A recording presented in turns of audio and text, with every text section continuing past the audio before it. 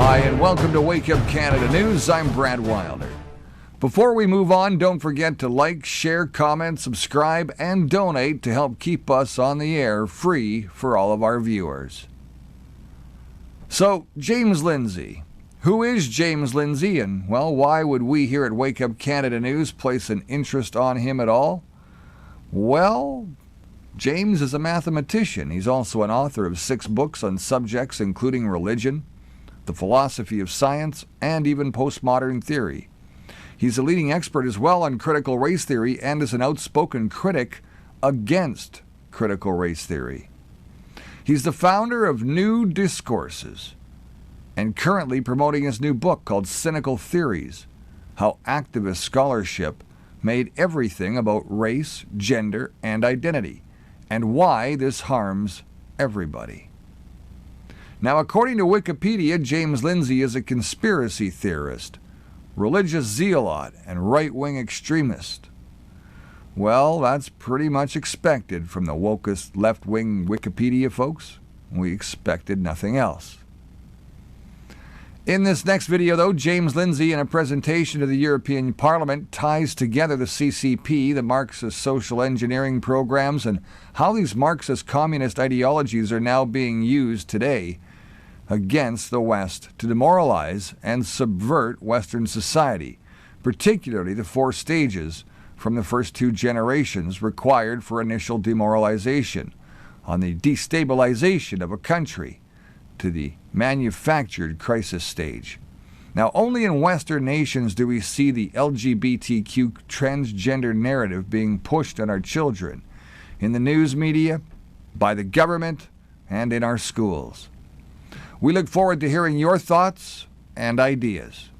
We hope you enjoy.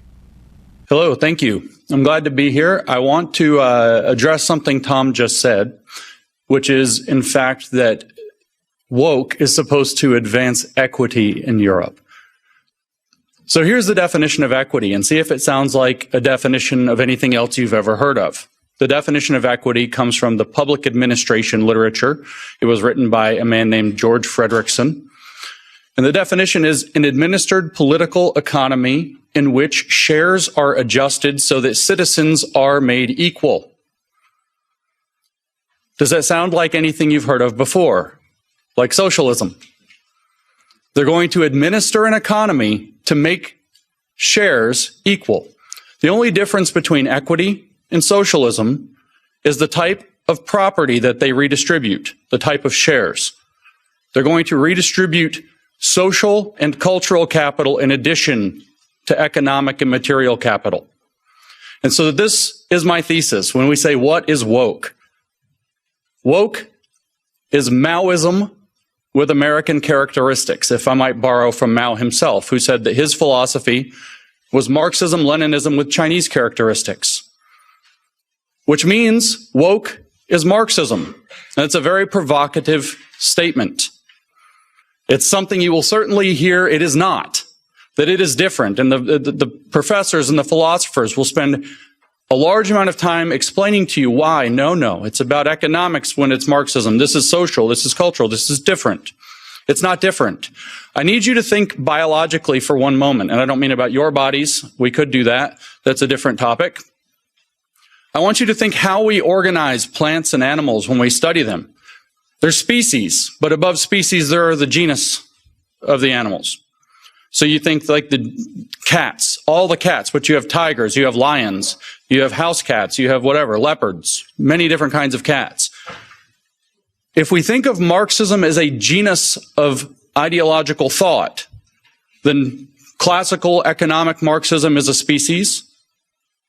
Radical feminism is a species in this same genus. Critical race theory is a species in this genus.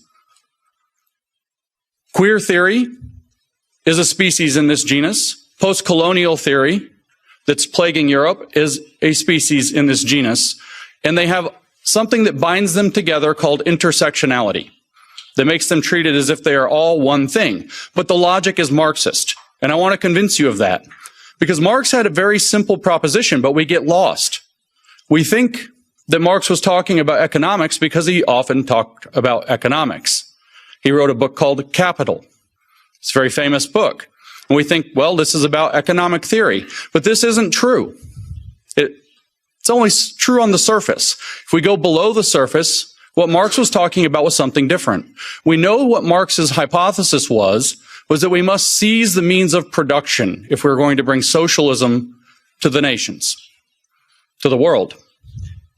We have to seize the means of production. So we have to ask, what does he mean? And if we think that it's about capital, then we miss what he means. If you think it's about the means of production in the factory with a hammer and the means of production in the field with a sickle, then you miss what it means. Because Marx explained what makes human beings special in his earlier writings. And what makes human beings special is that man is a being that is incomplete and knows that he is incomplete. He is a man whose true nature has been forgotten to him, which is social being. He is a socialist at heart who doesn't realize it. And the reason he doesn't realize it is because of the economic conditions operating as the means of construction or production, not just of the economy, but of him, but of man, of society, and particularly of history. Marx said that he had the first scientific study of history.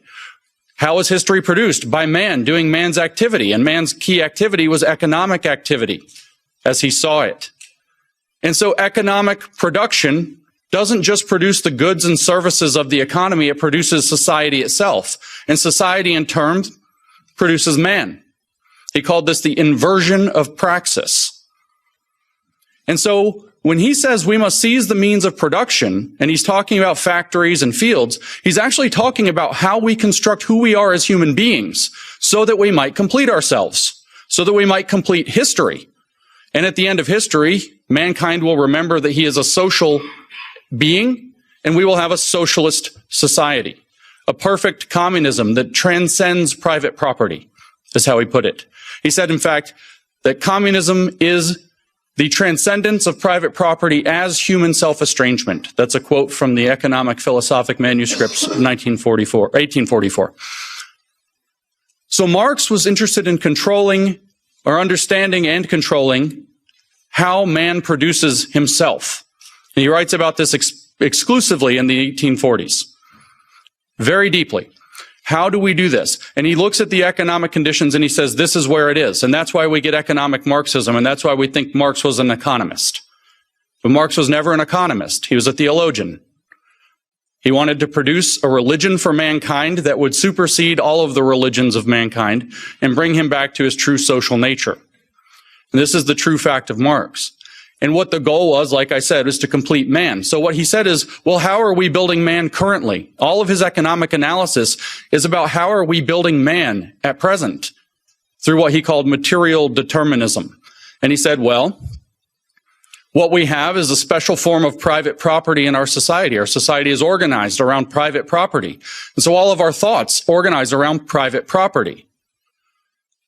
In other words, there's a special kind of property that the bourgeois elite class has access to, and then they organize society to exclude everybody else from access to that property through exploitation, through alienation, through estrangement, through oppression. And so what Karl Marx was proposing is that economics becomes a vehicle to separate society into a bourgeois class that has access to a special form of property. The people who have access wish to retain that, so they oppress people and keep other people out of that special form of property. They erect a system of classism to do that. It's enforced by an ideology called capitalism that believes that this is the right way to engage in the world. And what we have to do is awaken the underclass, the proletariat, to the real conditions and the fact that they are historical agents of change, and bring them to do a revolution and transform society so that we would have equity or socialism, whichever word you want. They have the same definition. Now, let's say that we step out. We step back from this species, this economic species, Homo economicus, and we step back to the genus, and we look at this idea, a special form of property that segregates society into people who have, the bourgeois, and the people who do not have, who are in class conflict with an ideology that keeps this in place. And the underclass must awaken with consciousness to fight back and to seize the means of production of that form of deterministic property. And now we say, change out class, put in race. And watch, we get critical race theory falls out of the hat. Just like that. Very simple. In 1993, Cheryl Harris wrote a long article for the Harvard Law Review called Whiteness as Property. She explained that whiteness, or white privilege, constitutes a kind of cultural private property. She says it must be abolished in order to have racial justice. Just like Karl Marx said that in the Communist Manifesto, he wrote, communism can be summarized in a single sentence, the abolition of private property. Well, this is why critical race theory calls to abolish whiteness, because whiteness is a form of private property. People who have access to this property are whites or white adjacent, or they act white. These are words out of the American lexicon that they've used to describe how people gain access to the private property. People without that are people of color, and they are oppressed by systemic racism. Systemic racism is enforced by an ideology of white supremacy instead of capitalism. If you think of whiteness as a form of cultural capital, white supremacy, as they define it, is identical to capitalism. It's the belief, it's not believing that white people are superior. It's believing that white people have access to the control of society and should maintain that. Even if you don't actually believe that. If you merely support that, you have adopted the ideology of white supremacy into your mind. And so you have the exact same system. And the goal is to awaken a racial consciousness in people so that they will band together as a class and seize the means of cultural production so that white cultural production is no longer the dominant mode. It's a big mystery in Europe, I know, in the UK, throughout Europe, I hear this question again and again. Why on earth is this very American phenomenon about slavery and so on that doesn't apply to our country? Why is it popular here? It's because it's not about history at all. It's not about slavery at all. Those are excuses that they use. It's about creating a class consciousness that's against this form of property called whiteness, that's against the dominant culture that may just be a matter of fact, say, if you're in Europe. That's why. Because it becomes a site by which people can come together and they can channel resentment and try to claim power. I wrote a book called Race Marxism, and I defined critical race theory as it really is in that book on the first page. I said that critical race theory is calling everything you want to control racist until you control it. But couldn't we say the same about Marxism? It's calling everything you want to control bourgeois until you control it. But those mean the same thing. They mean exactly the same thing. But what about, say, queer theory? How is that Marxist? It's very strange, all this gender and sex and sexuality. Well, Tom said, what does woke attack? The idea of being normal. Well, the queer theory thinks that there are certain people who get to set the norms of society. They are privileged. They call themselves normal. They say this is normal. It's normal to consider yourself a man and look like a man and act like a man and dress like a man and eat meat like a man. And then there are women that should be feminine and pretty and all these things.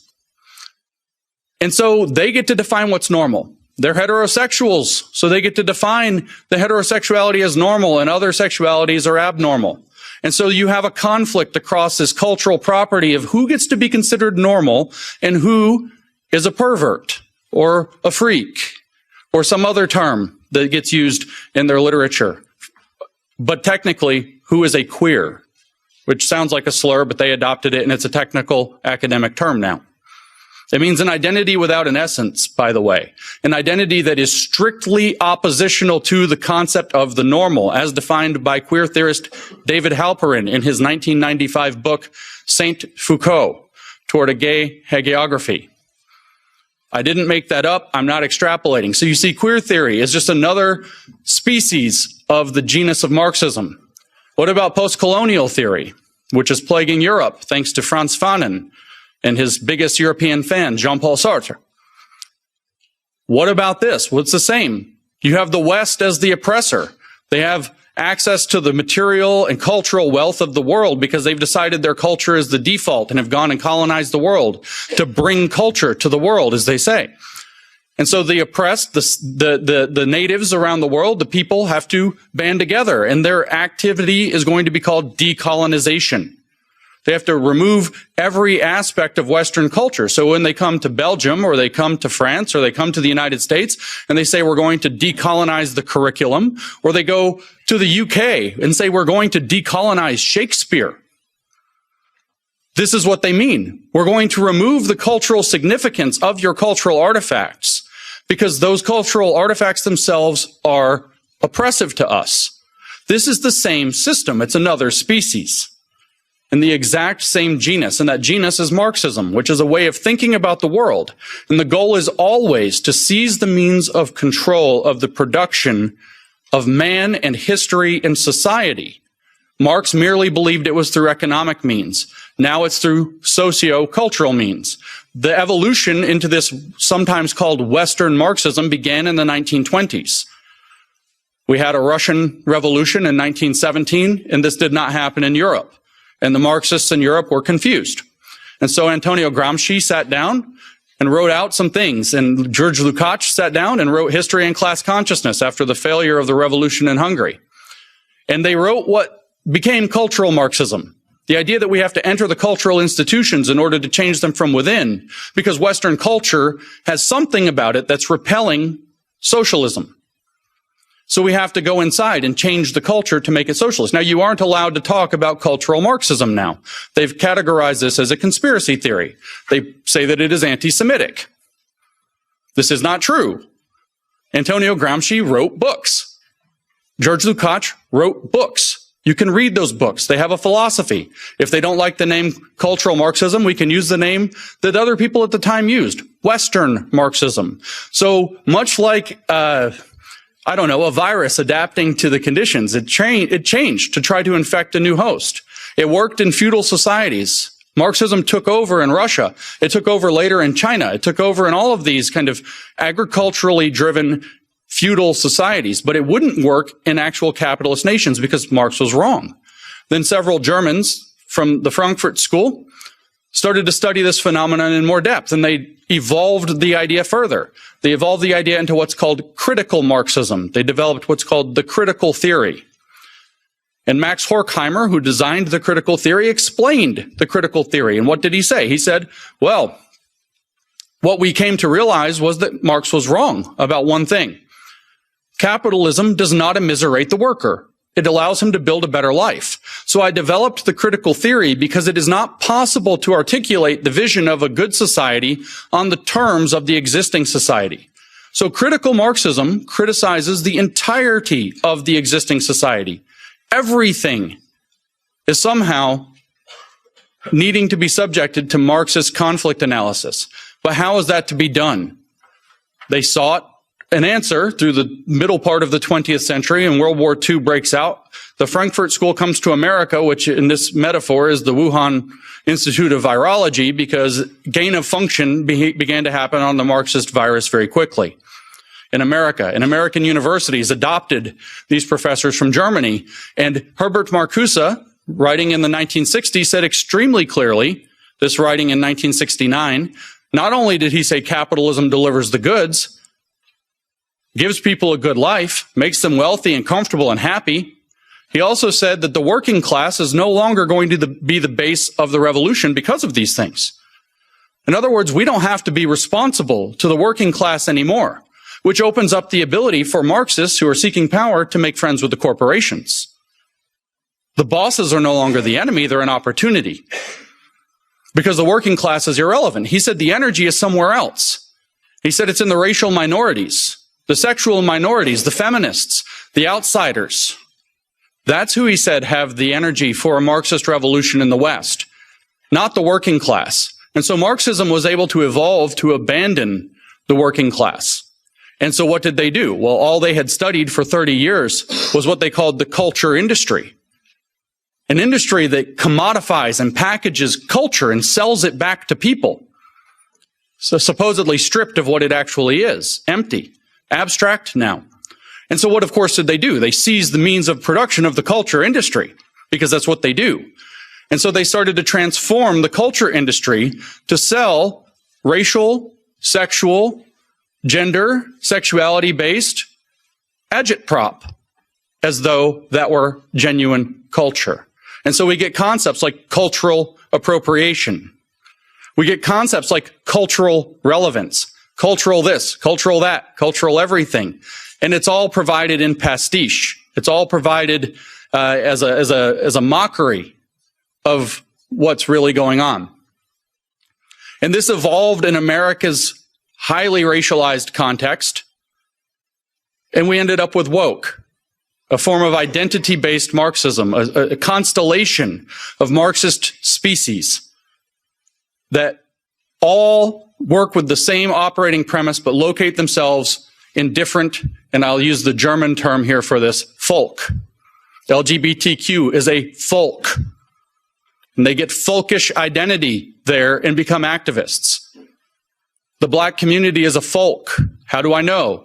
That's what W.E.B. Du Bois said it would be when he laid down the foundations that became critical race theory later. They think of themselves as nations. Don't they all have flags? Don't they put them on your buildings like colonizers? Don't they hang them in your streets? They think of themselves as occupying nations, but they see themselves as bound together, just like the various colonized nations around the world, in seeking liberation from Western civilization. And so we end up with Western Marxism taking many forms, but with one overarching approach. And the approach that they use, I started off by saying, is Maoist, not merely Marxist. Now you know the theory is Marx. It's just evolved into different species to attack the West at its weakest points through our tolerance, through our acceptance, through our openness, through our generosity, through our best traits, actually. The things that we should be proud of being, the things that we are proud of being. But Mao Zedong knew how to use identity politics. I don't know how you study in Europe, but in America we have very red-washed education, as we might say. The communists have stripped out all education about communism entirely. You don't learn about it in America at all. So we don't learn anything about Mao. And maybe you don't know this, but I tell this to American audiences and they're shocked. Mao used identity politics. He created 10 identities in China. 5, he labeled red for communist. 5, he labeled black for fascist. And he categorized people into these identity categories. What they are doesn't really matter. Of course, they were communists. They were things like landlord and rich farmer and things like this. Right-winger is a bad category in and of itself, by the way. Conservative, all of them, bad. Bad influences, that's another one. You could be a bad influence for just thinking the wrong thing or saying the wrong thing at any time, or because the government decides it doesn't like you. These are the bad categories. And if you have a bad category, very importantly, your children have a bad category by default. So they create a social pressure for your children to identify as revolutionaries, at which point they get a red identity, a communist identity, a good identity. And they get rewarded for it. And the youth led the revolution in China because Mao did this, identity politics through the children in the schools. This should feel very uncomfortable to you. Because here we have, at least in the United States, we tell our children being white is bad. Being white is oppressive. You automatically hurt people of other races by your very existence. But by the way, if you become queer, we'll celebrate you.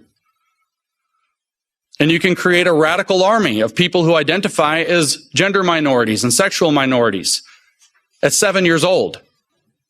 You can lead them into paths of puberty blockers and transition, medical transition, which of course Big Pharma profits off of. At 7 years old, behind their parents' back. There's a reason for this. It's the same program that Mao Zedong used to radicalize the youth in China. The only thing different is the identity categories have shifted.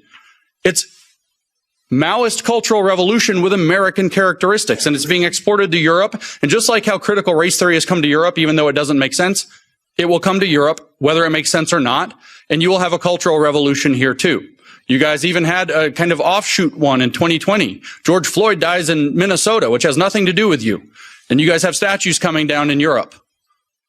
Total nonsense. It doesn't matter, though. The point is to destroy Western civilization from within using Maoist techniques. One last point about Mao to kind of drive that point home. Mao said in 1942 that his formula to transform China was called unity, criticism, unity.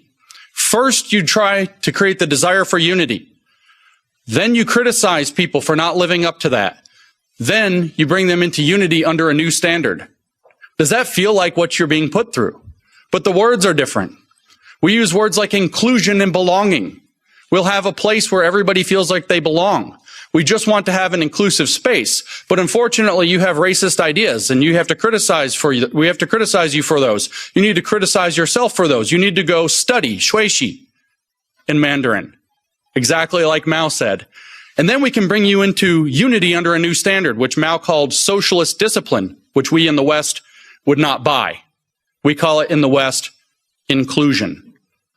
And so we have this new program, and within inclusion we have, or above inclusion actually, we have sustainability. We have a sustainable and inclusive future. I see the Agenda 2030 here with an X over it. The sustainable and inclusive future is the new socialist standard, that we will have freedom under socialist discipline. And Mao said the way that that will work is through what he called democratic centralism. We call that stakeholder capitalism. And my shot at the World Economic Forum is taken because it's one of the things coordinating this. My shot at the United Nations is taken because it's one of the things that's coordinating this. So woke is Marxism. It's advancing through Maoist cultural revolution. It's using Americanized identity categories. And while some of those will not work in Europe, I guarantee you the colonial aspect will. They will find your weakness. They will adapt the theory to fit because it's like a virus that will evolve to its host. And Europe is at great risk. Now, the last thing I'll mention is this risk is twofold. When you endure Marxist provocation, Marxist strategy is always of the same type. It's called middle-level violence. They don't come at you with full-blown Bolshevik assault very often. It's middle-level violence. They provoke, which means if you give in and you do like Jean-Paul Sartre said in his foreword to The Wretched of the Earth by Frantz Fanon, the post-colonial book, he said, the violence is coming. So Europe's best bet is to give it away so that they don't kill you. They'll murder you and take it, or maybe you can give it away, give your culture away, give your countries away, and they'll let you live. They're coming for you. And this is what Europe needs to learn. That's what he says in the foreword of Wretched of the Earth. You can read it for yourself, probably in the original French that I can't read. And I think that's the path Europe has followed. So you can give away. That's one side, because they provoke at the middle. Or you can react and overreact, which sadly Europe has had a rough history in the last century with overreactions. And if you overreact, what will they do? They will weaponize your overreaction for a century, forever, and gain moral authority so that you end up having to give it away later anyway. So you have to stand firm in your principles, but you have to do so cleverly. You have to do so understanding that you're being provoked, which means you don't react as the provocateur wants you to react. You have to outsmart them, which is not possible unless you know the diagnosis of your problem. It's a Polish proverb, never attempt to cure what you don't understand. Woke is Marxism, evolved to attack the West. If you don't understand that, you will not act correctly. You will not cure it, and it will conquer your countries. It will conquer all of Europe, and we will have a very, very long, sustainable, and inclusive future with absolutely no freedom. Because the goal is to make us into what they call global citizens. Have you heard this term? This term is nonsense. There's no global sovereign, so there is no global citizenship. There's no relationship because there's no ruler. And we don't want a ruler of the globe. It's a nonsense term. But they tell you, if you actually read their literature, what is a global citizen? It's somebody, I kid you not, I make no joke. They say this themselves. It's somebody who supports the 17 Sustainable Development Goals of the United Nations Agenda 2030. That's a global citizen. And they say, what are the rights of a global citizen? This is in a book about global citizenship education published 2 years ago. What are the rights of a global citizen? And the answer, one paragraph later, is we're not that interested in rights with global citizenship. It's more about global responsibilities. In other words, slavery. This is a pivotal moment in the history of the Western world. The model that they are pushing us toward, using the means and mechanisms of that place, is the model we see in China. If you want to know what your future looks like if we don't stop the woke, look at China. Look at the social credit system. Look at the oppression. Look at people disappearing for having the wrong opinions. One of their greatest billionaires, Jack Ma, said the wrong thing about the government and disappeared. A billionaire. If you want to know what the future of Europe and America and the Five Eyes or whatever the countries, it's China. That's the model. So we have to fight back against woke, but to fight back against woke, we have to understand it, and I will close by restating my thesis. Woke as Marxism evolved to take on the West, and it's been very successful so far because we haven't known our enemy, we cannot name our enemy, and I've come here to name our enemy. So thank you for your time and attention and letting me do that.